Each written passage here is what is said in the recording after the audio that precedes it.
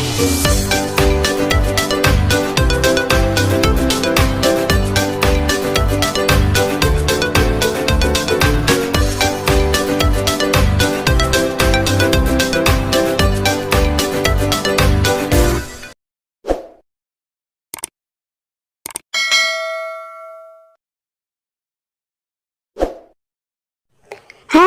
Assalamualaikum adik-adik kelas 4.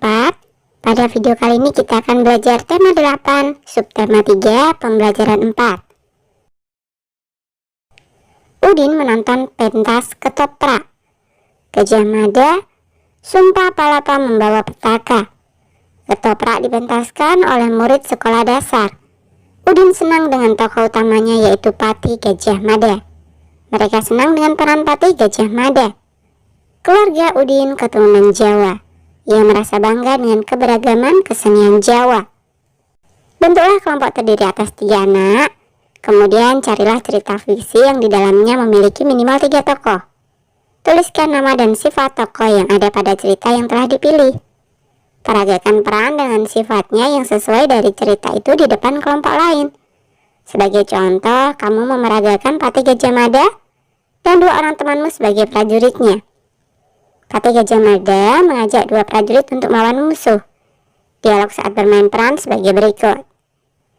Patih Gajah Mada berkata, "Prajurit, lawan musuh kita dengan semangat. Mari kita serang bersama-sama. Serbu!" Patih Gajah Mada berdiri tegap di depan kedua prajurit. Tangan kanan menuding ke arah musuh. Kemudian 2 prajurit menjawab, "Semangat Patih, serbu!" Kedua prajurit mengangkat tombak. Patih Gajah dan 2 prajurit berlari.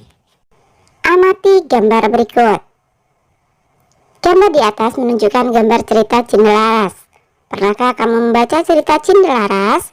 Atau mungkin kamu melihat video drama Cindelaras? Coba kamu cari informasi tentang cerita Cindelaras. Kamu bisa membaca buku atau kamu bisa memutar video. Kemudian tuliskan ringkasan mengenai cerita Cindelaras pada kotak di bawah ini. Cerita tentang Cindelaras. Kisah seorang anak bernama Cindelaras yang tinggal di hutan bersama ibunya. Ibunya adalah seorang permaisuri yang diusir karena difitnah telah meracuni adik Raden Putra, Raja Kerajaan Jenggala.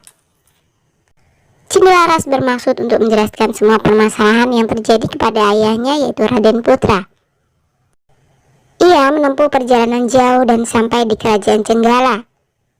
"Aku ingin mengadu ayamku dengan ayam Raden Putra," kata Cindelaras kepada para pengawal.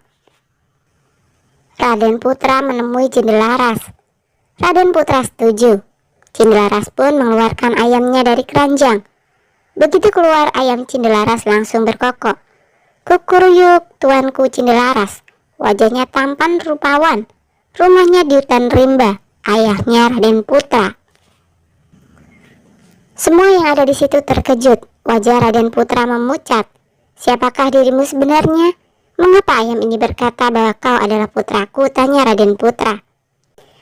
Cindelaras pun menceritakan siapa dirinya. Raden Putra terduduk mendengarnya. Raden Putra memandang Cindelaras, lalu berkata, "Anakku, maukah kau memaafkan kesalahan ayahmu ini?" Cindelaras mengangguk mantap. Raden Putra lega. Kemudian beliau memerintahkan para pengawal untuk menjemput ibu Cindelaras di hutan. Nah, berdasarkan cerita Cindelaras, jawablah pertanyaan-pertanyaan berikut. 1. Siapakah yang menjadi tokoh utama dalam cerita Cindelaras? 2. Siapakah yang menjadi tokoh pembantu atau tokoh tambahan dalam cerita Cindelaras? 3. Siapakah tokoh yang berperan antagonis dalam cerita Cindelaras? 4. Mengapa tokoh dalam soal nomor 2 dikatakan berperan antagonis? 5. Siapa lawan dari tokoh antagonis? Tuliskan contoh tokoh yang berperan protagonis dalam cerita Cindelaras.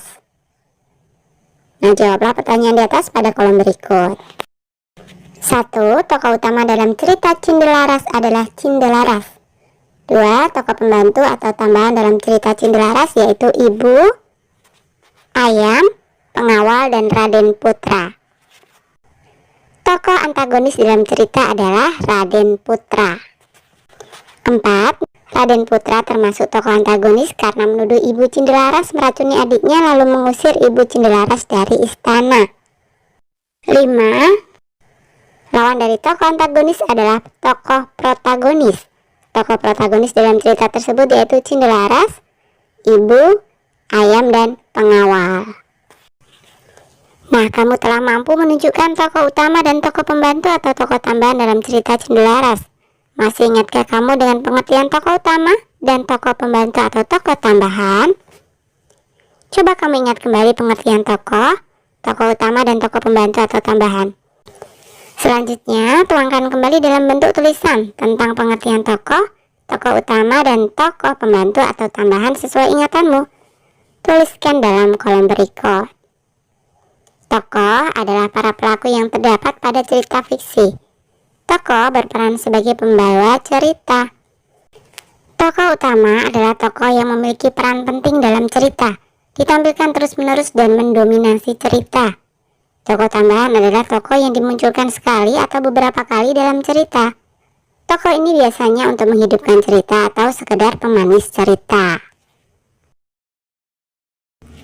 Karakter atau sifat dalam sebuah cerita bermacam-macam. Dalam kehidupan sehari-hari pun, karakter manusia juga beragam.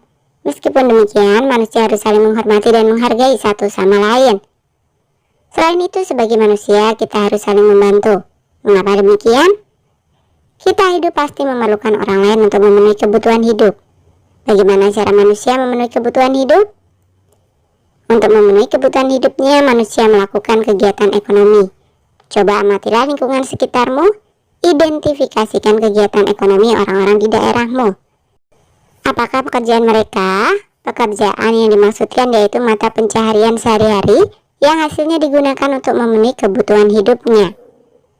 Mata pencaharian penduduk dapat dilihat dari corak kehidupan penduduk setempat, yaitu corak kehidupan tradisional atau sederhana, dan corak kehidupan modern atau kompleks. Mata pencaharian penduduk yang memiliki corak sederhana sangat berhubungan dengan pemanfaatan lahan dan sumber daya alam. Contohnya pertanian, perkebunan, dan peternakan. Adapun mata pencaharian penduduk yang memiliki corak modern biasanya lebih mendekati sektor jasa, transportasi, dan pariwisata. Bagaimanakah dengan penduduk di lingkungan tempat tinggalmu? Nah, kamu telah memahami berbagai jenis pekerjaan berdasarkan corak kehidupan penduduk setempat. Lakukan pengamatan terhadap kegiatan ekonomi penduduk di lingkungan sekitarmu. Apa saja jenis pekerjaan yang ditekuni penduduk di lingkungan tempat tinggalmu? Apakah semua penduduk di sekitarmu menekuni pekerjaan sesuai corak kehidupan sederhana atau sebaliknya sesuai corak kehidupan modern? Tuliskan kegiatan ekonomi penduduk di lingkungan sekitarmu sesuai hasil pengamatanmu. Buat kesimpulan sesuai dengan corak kehidupan kegiatan ekonomi penduduk di lingkungan sekitarmu. Tuliskan dalam kotak berikut. Nah, ini hanya sekedar contoh ya. Kebanyakan penduduk di lingkungan saya hidup dalam lingkungan dengan corak kehidupan sederhana sebagai petani. Keragaman karakteristik individu. Adanya keragaman jenis pekerjaan dalam kegiatan ekonomi penduduk Indonesia menunjukkan adanya perbedaan karakteristik individu dalam masyarakat. Adanya karakteristik individu dalam masyarakat sangat bermanfaat bagi pemenuhan kebutuhan hidup masyarakat dalam kehidupan sehari-hari. Masih banyak manfaat lain adanya keragaman karakteristik individu dalam masyarakat, terutama dalam kegiatan ekonomi. Contohnya sebagai berikut. 1. Menumbuhkan sikap nasionalisme. Sikap nasionalisme dalam diri setiap individu dapat tumbuh dengan adanya rasa cinta tanah air. Rasa cinta tanah air tercermin dari sikap mau menerima keragaman karakteristik individu dalam masyarakat sebagai kekayaan khasanah budaya bangsa Indonesia. Dengan demikian, masyarakat akan senantiasa menjaga keragaman karakteristik individu dalam masyarakat, bukan menghilangkan keragaman tersebut. 2. Menciptakan identitas bangsa di mata internasional. Keragaman karakteristik masyarakat Indonesia telah dikenal bangsa-bangsa dunia sebagai identitas diri bangsa Indonesia. Indonesia dikenal sebagai bangsa yang beragam karakteristik masyarakatnya, tetapi bisa bersatu dalam keutuhan Negara Kesatuan Republik Indonesia. 3. Alat pemersatu bangsa. Keragaman karakteristik masyarakat Indonesia pada hakikatnya menjadi alat pemersatu bangsa, bukan sebagai pemecah persatuan dan kesatuan bangsa. Kunci sukses mempertahankan persatuan dan kesatuan dalam keragaman yaitu memegang teguh semboyan bangsa Indonesia, Bhinneka Tunggal Ika, yang artinya berbeda-beda tetapi tetap satu jua. 4. Sebagai ikon pariwisata. Keragaman karakteristik masyarakat Indonesia akan memperkaya khasanah budaya bangsa. Kekayaan khasanah budaya masyarakat Indonesia yang beragam memberikan nilai keunikan dan keindahan tersendiri, sehingga mampu menarik wisatawan mancanegara untuk mengetahui dan mempelajari keragaman budaya Indonesia. 5. Menambah pendapatan nasional. Dengan menjadi simbol pariwisata, otomatis akan menambah devisa atau pendapatan negara. Hal tersebut bisa terjadi karena banyak wisatawan asing dan domestik yang berkunjung ke tempat-tempat pariwisata Indonesia. 6. Memupuk sikap toleransi. Adanya keragaman karakteristik masyarakat Indonesia menuntut sikap toleransi yang tinggi dari segenap masyarakat Indonesia untuk tetap menjaga keutuhan Negara Kesatuan Republik Indonesia. Sikap toleransi antar masyarakat dapat ditunjukkan dengan sikap saling menghormati perbedaan yang ada, tolong-menolong tanpa mempermasalahkan perbedaan yang ada, dan menjunjung tinggi kepentingan bersama daripada kepentingan individu atau kelompok. Nah, sudahkah kamu memupuk sikap toleransi dalam keragaman dengan masyarakat di lingkungan tempat tinggalmu? Apa bentuk tindakan memupuk sikap toleransi dalam keragaman masyarakat di lingkungan tempat tinggalmu? Coba kamu tuliskan tindakan-tindakanmu yang mencerminkan sikap toleransi dalam keragaman masyarakat di lingkungan tempat tinggalmu. Tuliskan dalam kotak berikut. Nah, misalkan ya, bentuk tindakan memupuk sikap toleransi di lingkunganku antara lain: 1. Tidak mengganggu ibadah orang lain. 2. Membiarkan teman melaksanakan ibadah sesuai agamanya. 3. Mau menghargai agama orang lain. 4. Tetap bergaul walaupun beda ras, suku, agama, dan lain-lain. 5. Membantu tetangga tanpa melihat ras, suku, dan agama. 6. Tidak memaksakan agama kepada orang lain. Oke, sampai di sini dulu video kali ini ya. Sampai jumpa di video berikutnya.